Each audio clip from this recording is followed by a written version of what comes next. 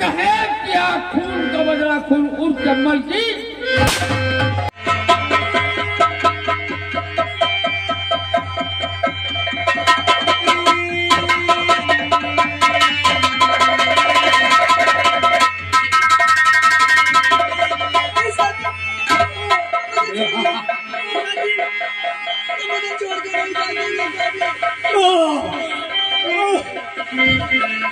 बोल राहुल बोल, क्या बोलना चाहता हूँ? क्यों आखिर क्यों आपने अपने बेटे को जहर मिला दिया? आखिर क्या बिगाड़ा है मैंने तुम्हारा? बेटा राहुल, मुझे तेरे अंगूठे को निशान चाहिए। वाह वाह वाह, आपने अपने बेटे को सिर्फ इसलिए जहर मिलाया क्योंकि आपको अपने बेटे के अंगूठे का निशान चाहिए? हाँ बेटा राहुल। अरे एक बार कहीं कर तो देखा होता, अपने अंगूठे का निशान तो क्या अपना अंगूठा ही काट कर आपको दे देता। मांगने से राहुल कोई चीज मिलता नहीं, उसे छीन लेती है लक्ष्मी। आपने तो अपने बेटे की जिंदगी ही छीन ली।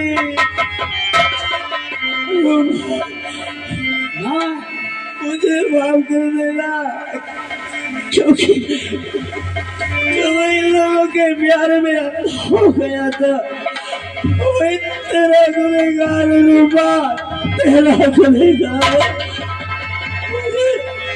मुझे माफ कर देना।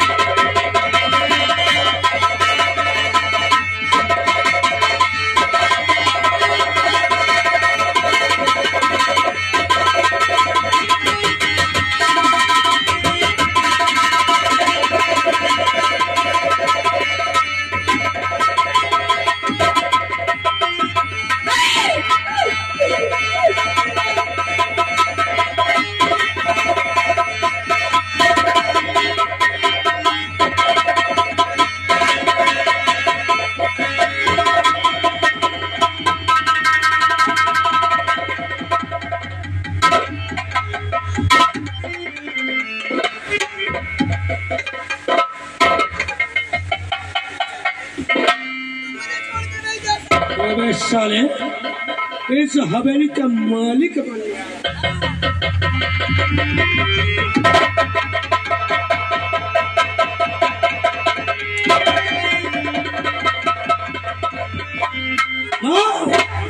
तब तक अपने पोते को संभालो, मैं राहुल का अंगूठा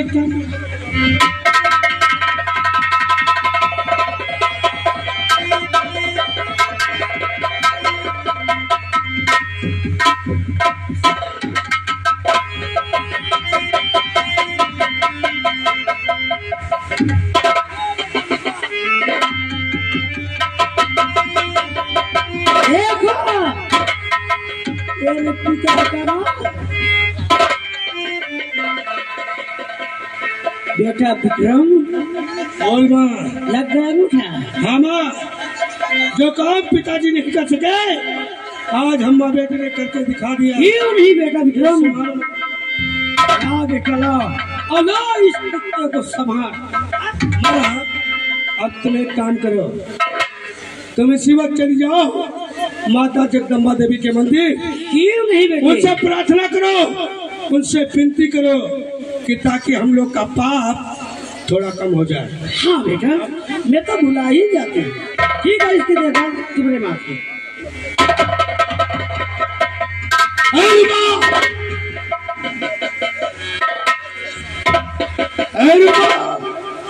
कान खोलकर मेरी बात सुन। जिस समय मैं राहुल की चिता अपने बगीचे में लगाऊंगा, उस समय तू 16 श्रृंगार करके इसकी चिता पर बैठेगी और उस चिता में आग मैं लगाऊंगा। अगर कहीं तूने ऐसा नहीं किया, मेरे बेटे को छोड़ दीजिए। अगर कहीं तूने ऐसा नहीं किया ना, तो मैं तेरे पे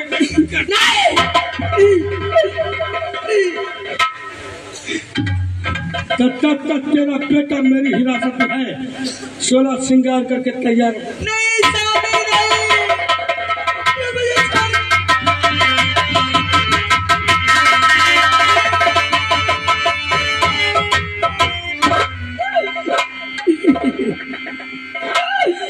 दुनिया छोड़ के चले गए तो हंसों का जोड़ा बिछड़ी गए रे। गजब भयो रामा जुल्म भयो, गजब भयो रामा जुल्म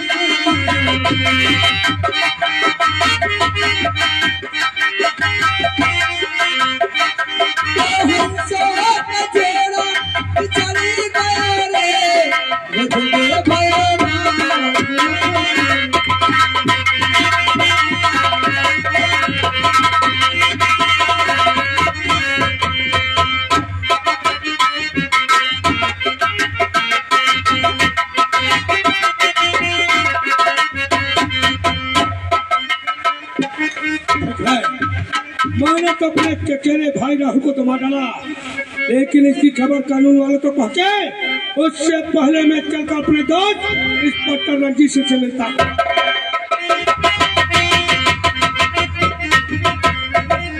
शुक्ला जी, मैंने तुझे कितनी बार समझाया रे? मेरे से कमली परिवार है साला लक्ष्मी है।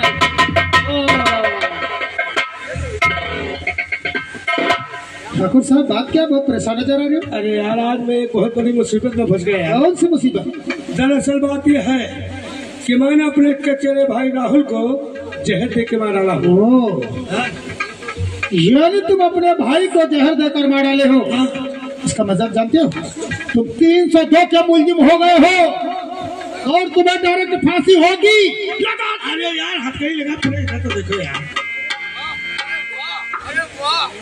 लेकिन आप लोग से मैं एक काम और चाहता हूँ। कौन सा काम? मैं राहुल की पत्नी रूपा को उसकी चिता पर बिठाकर जिंदा जलाना चाहता हूँ। यानी एक कत्ल तुमने किया, दूसरा कत्ल फिर करना चाहते हो। इसके लिए एक्स्ट्रा पैसा लगेंगे, वो भी पूरे 2 लाख। ये तो सिर्फ चाय नाश्ते के लिए 2 लाख में नकद मिलेंगे। ठीक है, ठीक है।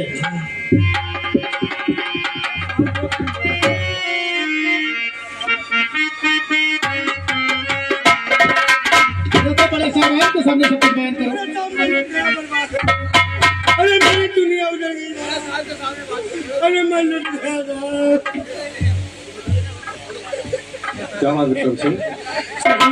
आज मेरा भाई मेरा साथ छोड़ के चला गया। क्या बात है भाई का? साहब, मेरा भाई हार्ट अटैक का मरीज था साहब। अचानक मेरे भाई के सीने में दर्द हुआ और मेरा भाई ये दुनिया छोड़ के चला गया। कैसे मरा तुम्हारा भाई? हार्ट अटैक से साहब।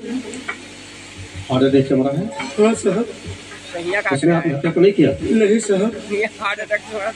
तुम्हारे भाई का मर्डर तो नहीं हुआ? नहीं साहब। तो ना तुम्हारे भाई का मर्डर हुआ है, ना तुम्हारे भाई ने आत्महत्या किया है। तो पुलिस केस तो बनता नहीं, क्योंकि वो अपनी मौत से मरा ना। हाँ साहब। तो यहाँ कैसे आया है? साहब, मैं कानून को अपना भगवान माना हूँ साहब।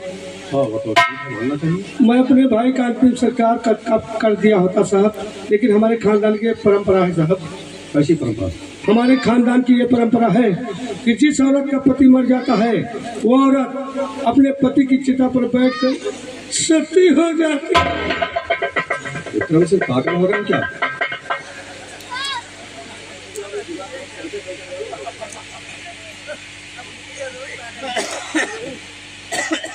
अरे पढ़े लिखे इतना तो जानते ही हो कि सती प्रथा हमारे हिंदुस्तान में बहुत पहले थी। अब सरकार ने इस प्रथा पे विराम लगा दिया है। कोई भी औरत चाह कर भी अपने पति के साथ सती नहीं हो सकती है, क्योंकि ये कानूनन जुर्म है। इसलिए अगर तुम बचना चाहते हो तो जाकर अपने भाई का दाह संस्कार करो और अपनी बहू को जलने से मना करो, क्योंकि अगर उसने आत्महत्या कर लिया तो तुम फंस जाओगे इसमें। साहब, मैंने अपनी बहू को बहुत समझाया, लेकिन मेरी बहू मेरी एक भी बात मानने को तैयार नहीं। क्यों? उसके कोई औलाद नहीं क्या? एक बेटा है साहब, 12 साल का है। वो अपने बेटे का भी कहना नहीं मानती साहब, नहीं मानती। कैसे नहीं मानेगी? हमारे सबके रहते हुए आत्महत्या कर लेगी, जल जाएगी वो, और हम लोग ऐसे देखते रह जाएंगे, हाथ पैर आप रख कर बैठे रहेंगे। रंजीत सिंह, देखो तुम एक काम करो, औजार को अपने साथ में ले लो।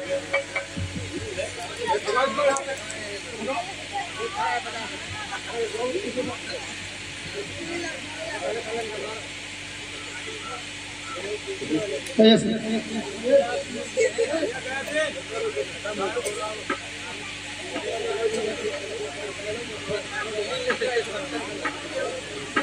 कहिए सर। औजार को अपने साथ में लेकर विक्रम सिंह के साथ इनकी हवेली पर जाओ। ठीक है सर।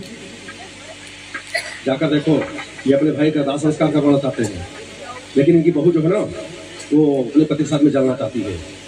अगर वो जल गई तो पुलिस के सीधा सीधा बनेगा और उसमें तुम दोनों फंस भी सकते हो। सर ठीक ठीक है।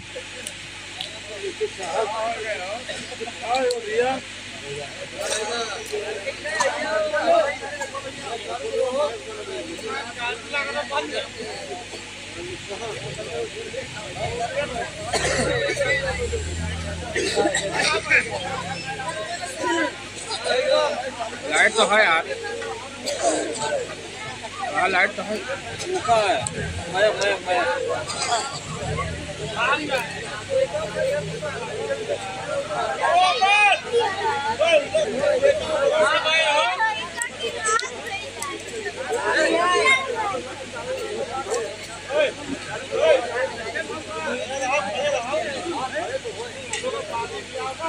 से मारने की धमकी दी है साहब।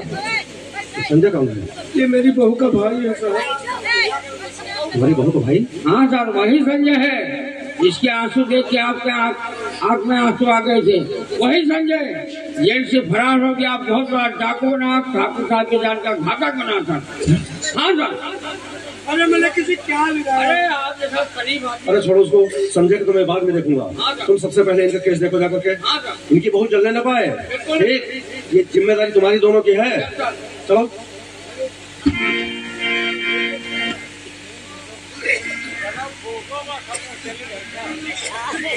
जी सर। यह मतलब उसी संजय की बात कर रहा है जो संजय एक बार पकड़कर हमारे थाने पर लाया गया था? जी सर, वही संजय है सर। उसे सजा भी हो गई थी। जी सर। और वो भागकर जेल से डकैत बन गया है, विक्रम सिंह के जान का दुश्मन बना, जबकि विक्रम सिंह की हवेली के चोरी के केस में जेल भेजा गया था। जी सर। तो दोनों परिवारों में दुश्मनी थी आपस में, तो संजय की बहन उनकी घर की बहू कैसे बन गई? तो मान लो थोड़ी देर के लिए वो अगर बन भी गई है तो उसका पति मर गया है, वो अपने पति से जलना चाहती है। सारी बातें तुम्हारे समझ में आ रही है? सर ये तो दाल में काला लग रहा है सर। तो तुम एक काम करो, जी सर। गाड़ी निकालो, चलो चलकर देखते हैं विक्रम सिंह की हवेली पर हो क्या रहा है। कहीं ऐसा तो नहीं किसी कारणवश उसे जला देना चाहते हुए लोग? और चलिए।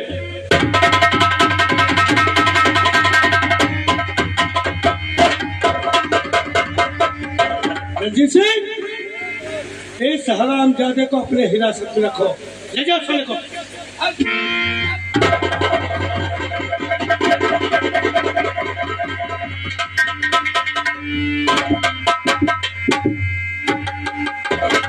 आप आ गए साहब।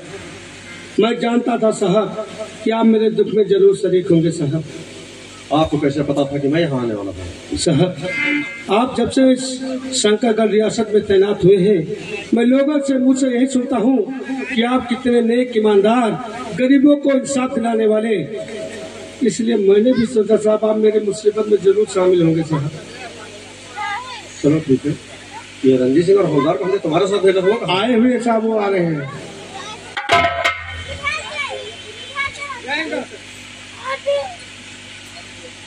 हाँ रंजीत सिंह, सर हम लोगों ने अभी थाने पर बताकर आए हैं, इनकी जान को खतरा है। हाँ, सर। संजय किसी भी तरह से कहीं से भी आकर के इनका मर्डर कर सकता है। सर तो आप कहाँ थे? हम लोग ठाकुर की हवेली की तरफ चारों तरफ चक्कर लगा रहे थे सर। चक्कर लगा रहे थे? जी सर। क्यों किसी चक्कर में पड़े हुए थे क्या? ऐसी बात नहीं है सर। तो फिर हवेली के चारों तरफ चक्कर लगाने के देखो ठाकुर साहब की जान का खतरा है, और संजय सिंह किधर से आ जाए ये कोई पता नहीं। इसीलिए हवेली के चारों तरफ राउंड लगा रहे थे। जी सर। अगर मेन गेट से राउंड लगाते लगाते आप बैक डोर में चले जाते पीछे साइड में, और इतने में मेन गेट से आकर के इनका मर्डर कर देता तो क्या करते आप? सर हम दोनों में से एक इंसान मेन गेट पे ही था। क्या होगा? कहाँ थे तुम? मैं बगीचे में था जहाँ राहुल की चिता लगी हुई। भोसड़ी वाले ये कह रहे हैं कि तुम मेन गेट पे था। मैं बगीचे में। नहीं सर, आप ही तो कहा था जाओ औरतिया को समझाओ बुझा, तो औरतिया को समझा रहा था, लेकिन औरतिया मानने के लिए तैयार ही नहीं। पता है मेरा पति मेरा भगवान है, मैं पति के साथ में सती हो जाऊंगी, बहुत समझा, लेकिन समझाने के लिए वो तैयार ही माननी ही नहीं मानी ना? नहीं मानी। वो नहीं मानेगी। क्यों सर? क्योंकि भगवान ने तुम्हारी सूरत ऐसी बनाई है तो तुम्हारी सूरत देखकर वो औरत तो क्या कोई जानवर भी तुम्हारी बात मानने के लिए तैयार नहीं होगा। चलो उसे हम समझाते हैं, देखते हैं कैसे नहीं मानती है। जाना सर, क्यों? रात को मेरे 4 घंटा 24 घंटा हो गया सर, अति भयानक हो गई सर, देखेंगे आप डर जाएंगे सर, अति भयानक हो गई। भयानक लाश हो गई है? हाँ सर। तो लाश देकर आ रहे हो? ये भी तो आपको मना कर रहा हूँ। तो भोसड़ी वाले लाश देकर मर नहीं गए, हम लाश देकर डर जाएंगे। ना जाने कितने एक्सीडेंट के केस हमारे थाने पर लाए जाते हैं, जो लाश छत बिछत होती है, जिसका चेहरा पहचानना मुश्किल होता है। ऐसी लाशों के पास खड़े होकर हम पंचनामा करवाते हैं, सील करवाते हैं, पोस्टमार्टम के लिए भिजवाते हैं। किसी लाश को देखकर हमने डर गए? उस लाश में ऐसा क्या है जिसे देखकर हम डर जाएंगे? चलो सबसे पहले लाश को हम चेक करेंगे, उस औरत से बयान लेंगे, उसके बाद में लाश जलाई जाएगी। अंडरस्टैंड?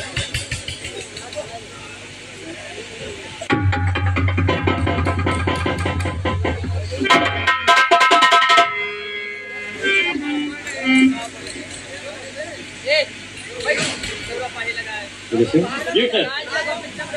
ये हवालात क्यों मना कर रहा था? लाश के साथ मत जाओ, हमें डराने प्रयास कर रहा सर हमें लग रहा कि अच्छा खासा नोट खा गए थे। विजय सिंह जी सर। इस केस में अगर हमारे स्टाफ के लोगों का हाथ है